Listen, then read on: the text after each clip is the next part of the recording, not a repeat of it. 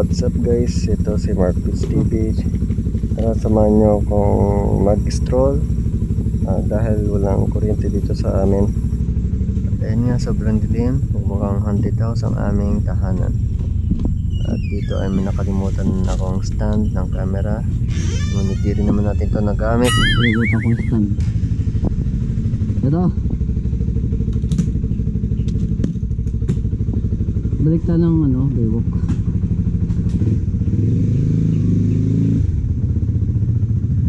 Nakamotor. At yun nga, dahil first vlog natin to, try muna natin to sa pag motovlog. Pero siguro ang i-content ko ay iba-iba. Kasi marami tayong skills na pwedeng gawin. Pero depende na lang kung saan tayo mas mag-enjoy, edi dun tayo. At dahil bago tayo sa pag-vlog is himingi lang po ako ng konting suporta sa ating mga manonood na i-follow at i-like ang ating video. Maraming salamat po. Dito is may kita nyo na wala pang check engine ang ating unit. Maya maya lamang po bigla itong lalabas. So yun nga guys, pansin nyo dito may check engine na ang ating unit. Pero ito di ko napapansin dahil ni-engine natin ng daan. At ay may hinahanap tayo ng ating mga kasama. At dito nga makikita nyo na nagulat ako dahil saka ko lang napansin na may check engine ang aking motor nung talagang tinitigan ko ang panel gauge nito. Dito wala pa akong idea kung ano ang nasira sa ating unit.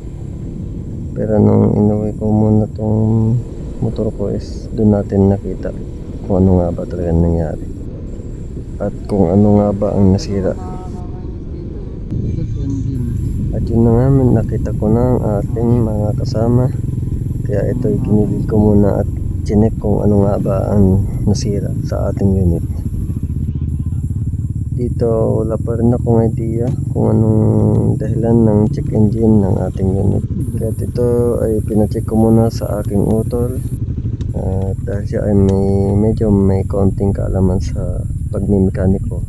Dahil ng problema nga ako sa ating unit is di ko na na-video kung paano niya inayos ang ating motor. Pero dito sa last video is may kita nyo na okay na ang ating unit. Dito ginamitan lang ng aking utol ng contact cleaner ang rear brake master cable at in-spray niya doon sa ating rear brake at doon nawala ang ating check engine. So yun, hanggang dito na lamang po. Maraming salamat and God bless.